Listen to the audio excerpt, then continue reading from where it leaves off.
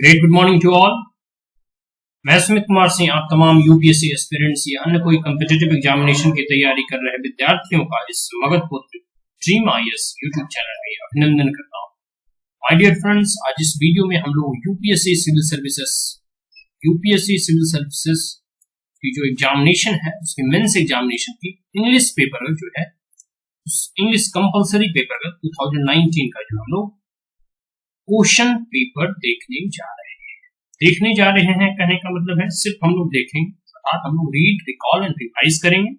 हम लोग कोई विश्लेषण करने नहीं जा रहे हैं, ना ही कोई एनालिसिस, ना कोई डिस्कशन, ना ही कोई इलैबोरेशन।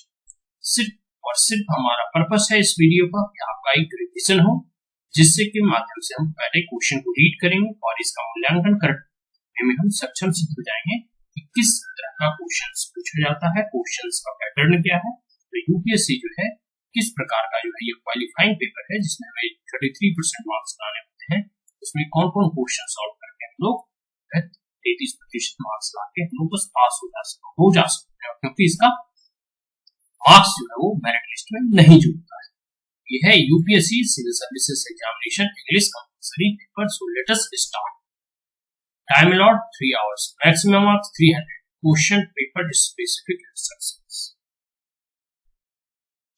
Please read each of the following instructions carefully before attempting questions. All questions are to be attempted. The number of marks carried by a question is indicated against it. Answer must be written in English only. Word limit in question. जितने भी शब्द की सीमा है वे हमें focus करना।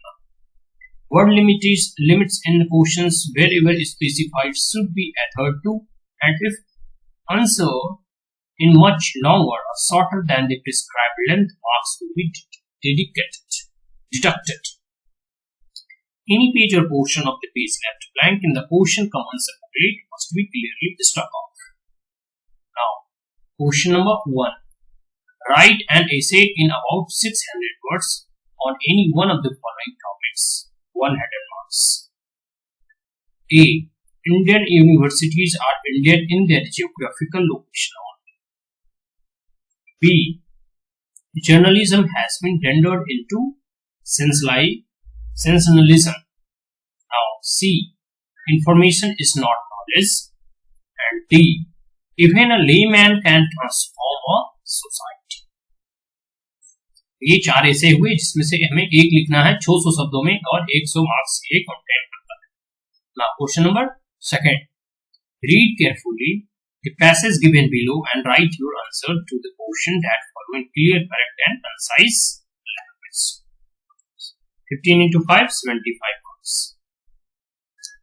History has a great variety of definitions and applications. In the Protestant, it is considered every action and every thought that man has had since his first appearance and records every significant advances or recessions. Its attempt to evaluate all the developments in science, in arts, in literature, in the philosophy, in architecture, in sociology, in politics, in war, in religion, and in law. It sketches as a complete picture as a possible of everything that has influenced man directly or indirectly. History more than any other subject has been enslaved and distorted for selfish purposes. Members of the clergy have used it to glorify and to promote the interests of the church. Statements have utilized it to sway the masses. Writers have distorted the fact to substantiate their conclusions.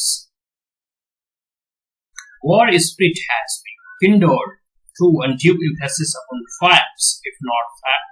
See, falsification of the historians is likely to aggregate the history of its own country, sometimes unintentionally because of his environment and sometimes in order to facilitate the sale of his book.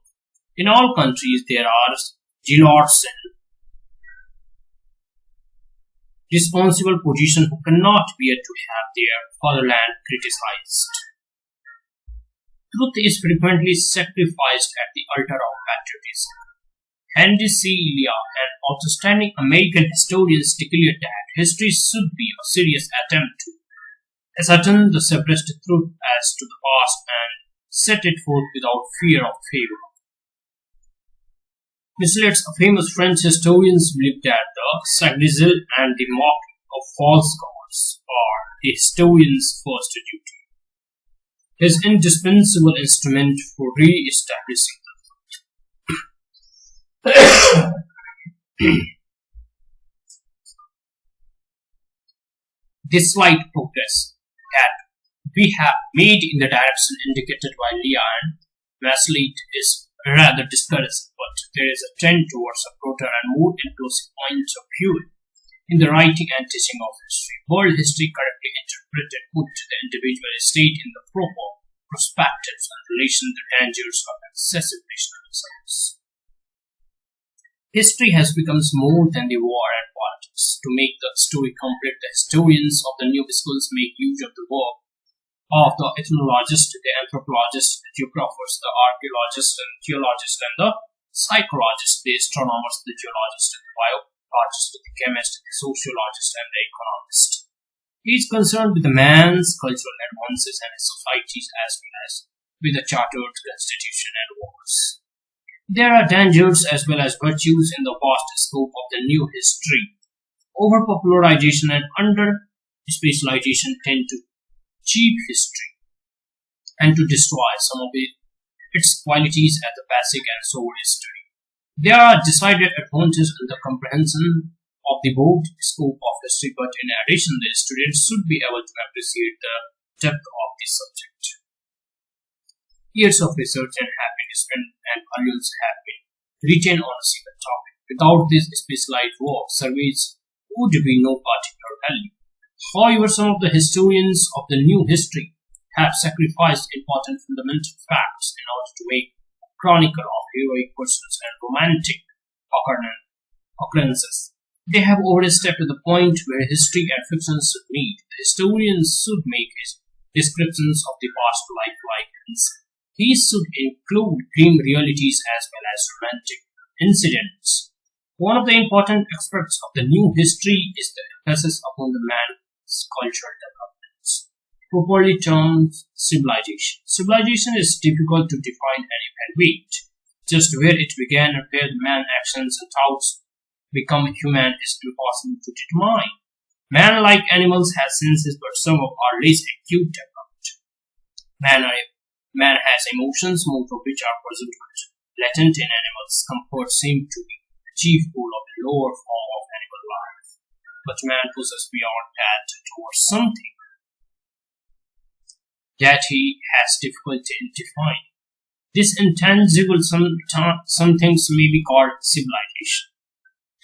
Professor Thorndike believes that the civilization is the product of our higher qualities as an expert, exercised first by original and superior individuals, and then accepted or followed by a sufficient number of amendments to make it a social fact. Walker held that the moral and intellectual progress is the basis of civilization. Emerson believed that civilization is a progress, and with trend results, a modern philosopher think that it is the progress and predominance of science. Perhaps we can agree that knowledge of the nature and the progress in art and ethical code, a government, and a degree of material prosperity are essential in any form of civilized society. Civilization became possible when choice and insecurity were minimized, curiosity and constructiveness were encouraged, when fear was overcame, and man turned his attention toward the understanding and embellishment of life. Now we will read the question. Question number A. Why does the author consider history an all-inclusive area of study? 15 marks. Question number B. According to the author, how has history suffered distortion and why? Now C. How does the author describe the new school of historians? D. What are the dangers associated with new history? And E. Why is it difficult to define and evaluate civilization? All contain 15 marks. Now, question number 3. Make a precise of the following passage in about 1/3 of its length. Do not give a title to it. This precise should be written in your own language. In Hind Swaraj 1909, a text which is often privileged as an authentic statement of his ideology, Gandhi offered a civilizational concept of Indian nation. The Indians constituted a nation of the Praja, he asserts, since the pre-Islamic days. The ancient Indian civilization, unquestionably the best, was the fountainhead of Indian nationality, as it has an immense assimilative powers of absorbing foreigners of different creed who make this country their own. This civilization, which was sound at the foundation and which always tended to elevate the moral wing, and nothing to learn from the godless modern civilization that only propagated immorality.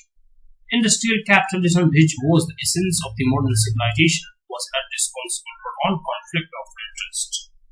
For it diverse economic activities from the moral concerns and thus provided imperatives for imperial aggressions.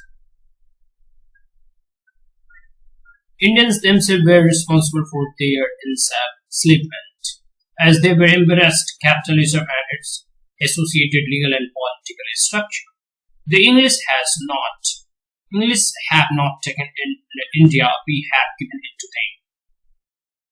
And now the railways, laws, doctors, Gandhi's believed were improvised the country. He remedy for the national implications for was moral and utopian. Indians must eschew greed and lust for consumption and revert to village with self-sufficient economy of the ancient times. On the other hand, parliamentary democracy, the foundational principle of Western liberal political system and therefore other essential aspects of modern civilization, did not reflect in Gandhi's view the general will of the people, but of the political parties which represented a specific interest and restricted the moral autonomy of parliamentarians in the name of the party discipline. So for him it was not enough to achieve independence and then perpetuate English rule without the Englishman. It was also essential to evolve an Indian alternative to Western liberal political structures.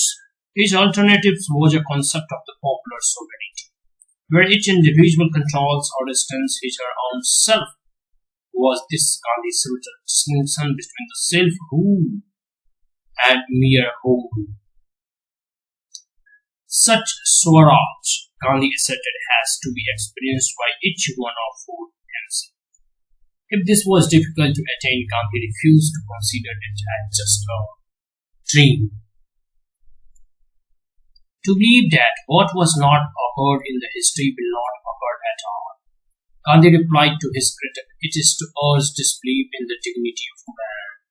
His technique to achieve it was satyagraha, which he defined as truth force or soul force. In more practical terms, it meant civil disobedience. But something more than that, it was based on the premise of superior moral power of the protesters capable of changing the heart of the oppressor through a display of moral strength. Non-violence or ahimsa was the cardinal principle of his message, which was not non-negotiable under all circumstances. It is not perhaps strictly correct to say that Gandhi was rejecting modernity as a practice. Anthony Parel notes in his introduction to Hind Swaraj that this text is presented in the genre of dialogue between a reader and an editor in a very modern figure, with the Gandhi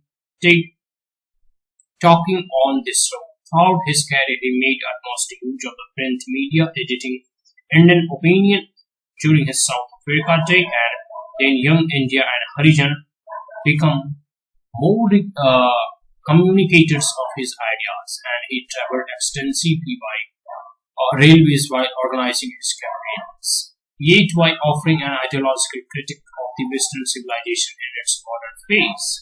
Gandhi was effectively contesting the moral legitimacy of the Raj that rested on our stated assumptions of superiority of the West. It will be, however, misleading to suggest that Gandhi was introducing Indians to an entirely new kind of politics, and so far as a mass mobilization was concerned, the Home Rule League, as Tilak and Annie Besant, prepared the ground for the success of Gandhi's initial Satyagraha movement. Indeed, when in 1914 Tilak was released from the prison and anyway sent to the world president of the Theosophical Society, then stationed in Madras, joined the Congress, they wanted to steer Indian politics to an almost similar direction, but although Tilak was readmitted to Congress in 1950 due to recent interventions, they failed to reactivate the party out of its almost decade-long inertia. Gandhi succeeded in uniting both the moderates and extremists on a common political platform. In the divided and contestable space of Indian politics, he could effectively claim for himself a centrist position because he alienated neither and tactically combined the goal of the moderate with the means of the extremist. He adopted the moderate school of Swaraj, but was delightfully raised toward the narrow expression about his definition as any specific definition he knew would alienate one of the other group, so each group could interpret it in their own ways. His method of satyagraha looked very much like the passive resistance of the extremist, but his insistence on the non-violence alleviated the fears of the moderate and other propertied classes apprehensive of agitational politics. There was also a rift in the Muslim community around this time between the Aligarh old guards and the younger generation of Muslim leaders. Gandhi aligned himself with the young leaders by supporting the Khilafat. He highlighted its anti-British aspects and underplayed the pan-Islamic tendencies, and thus for the first time united into a Muslim with a combined battle of the British. 882 words. Now question number 4. Rewrite the following sentences after making a necessary correction. Do not make unnecessary change in the original sentence. The manager was angry upon the employees. One of the answer was wrong. Third, you should buy a new furniture of your house. Fourth, they pitched the tent beside the lake. Fifth, the woodcutter was felling the trees in the forest. Sixth, the hens had stopped laying eggs. And seventh, the mother signs until the child does not go to sleep. The mother sings until the child does not go to sleep. Question number 8. There was no one to look at the children in the hostels. Question 9. The reply is omitted. Question number 10. The chairman flew the flag. All contain 1 marks. 1 into 10, 10 marks. Now B. Supply the missing words. 1. Hard work is telling blank your health. Second, the book is hard to come blank. Third, the lady is the higher blank a large estate. Fourth, I was disgusted blank his behavior. Fifth, he did not agree blank my proposal. Now C. Use the correct form of verbs given in the brackets. A. The child stole the soap last evening. Second, the man read the newspaper when I entered the room. And third, the teacher said that the son be stationary. And the fourth, you might ask her name. And the fifth, he suffered from fever for 5 days. Use the correct form of verbs given in the bracket. 1 into 5, 5 marks. Now, D. Write the antonyms of the following. A. Novel. B. Loyal. 3. Straight. 4. Partial. And 5th. Destroy. 1 into 5, 5 marks. Now, question number 5. 5A.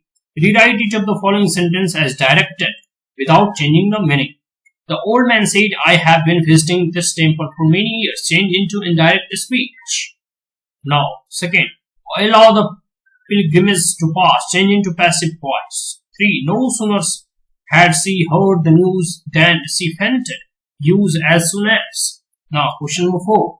He was not intelligent. He was not industrious. Rewrite the sentence using neither nor. 5. When the dog is sleeping, let it lie peacefully. Turn into simple sentence. Now 6. He only laughed. He did not do anything else. Rewrite the sentence using but. 7. The evil practice will continue if the government does not adopt a stringent measure. Use unless. 8. He was allowed to go so that he might see his ailing mother, used in order that. And question number 9. The burden was too heavy for the old man to carry. 10. She was frightened by the man's glaring eyes, turned into a complex sentence. Each contained 1 marks, 1 into 10, 10 marks. Now, B. Use the following words to make sentences that bring out their meaning clearly. Do not change the form of words. No marks will be given for vague and ambiguous sentences. First, disdain. Second, contagious. Third, stagger. Fourth, insular. And fifth, didactic. Now, 6. Choose the appropriate word to fill in the blanks. First, he remained blank to his seat. Glued. Second, you should wear blank garments in summer. Lose. And third, he blank before the boss. Coward. And fourth, the player was crying. Blank fall. Fifth, the chief was blank of the latest development. Appraise and appraise. So each contained 1 marks, 1 into 5, 5 marks. Now, question number D. Use the following items, phrases in the sentence of your own. Bring out their meaning clearly. Do not change the form of the words. With a view to. So we're sick. Caught adrift. Both at sea and fifth ins and outs. That's all. तो ये था English compulsory paper UPSC civil services mains examination 2019। मैंने इसे पूरा read किया, आप भी इसे बार बार रिवाइज करें, इसे सुने, और इसमें बस क्वालिफाइंग मार्क्स लाने होते हैं 33%। और इसके बाद जो है आप खुद मूल्यांकन करें कैसा क्वेश्चन था और इसे आप किस तरह पास करें। लैंग्वेज का पेपर है, मैंडेटरी पेपर है, भले इसका मार्क्स फाइनल मेरिट लिस्ट में नहीं जुड़ता हो, लेकिन पास करना आवश्यक है, तभी आपके अदर पेपर चेक होंगे, इवैल्यूएट। आशा करता हूँ कि वीडियो आपको अच्छा लगा हो, तो इसे लाइक शेयर और सब्सक्राइब करना ना भूले। Thank you, have a great day.